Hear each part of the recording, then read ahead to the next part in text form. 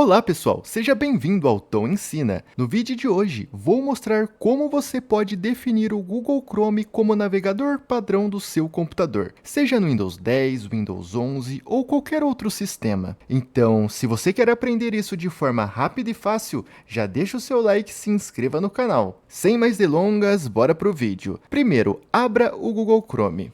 Aqui no canto superior esquerdo, clique nesses três pontinhos e vá até Configurações. Agora, nesse menu lateral esquerdo, clique em Navegador Padrão. Agora, nesta tela, você vai clicar em Tornar Padrão.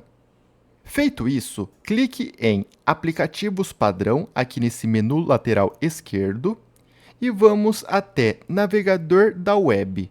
Veja o navegador que aparece aí para você. No meu caso, é o Microsoft Edge. Eu não quero ele. Como que eu mudo para o Google Chrome? É simples. Clica sobre ele e vai até Google Chrome. Clicou no Google Chrome, pronto. Mudou. Ó, vamos ver? Voltei aqui para o Google Chrome e já aparece aqui a informação. Navegador padrão, o Google Chrome é o seu navegador padrão.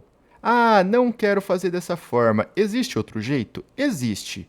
Clica aqui no menu Iniciar, vem nessa engrenagenzinha Configurações, vem em Aplicativos, e aqui no menu lateral esquerdo, clique em Aplicativos Padrão. Mesma coisa, vamos abaixar um pouquinho aqui esta tela e aqui está novamente, navegador da web, Google Chrome. Quer mudar? Clica sobre ele e seleciona aí o navegador que você quer utilizar.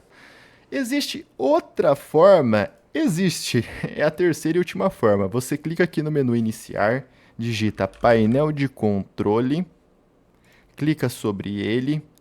Agora, clica aqui em Programas, clica em Programas Padrão, definir os programas padrão e mesma coisa, aparece aqui, ó, todos os aplicativos padrão do computador. Rolou um pouquinho aqui a barra de rolagem, navegador da web. E só mudar novamente, beleza? E se esse vídeo te ajudou de alguma forma, já deixa seu like e se inscreva nesse canal, porque isso me ajuda demais. Te vejo na próxima. Tchau, tchau.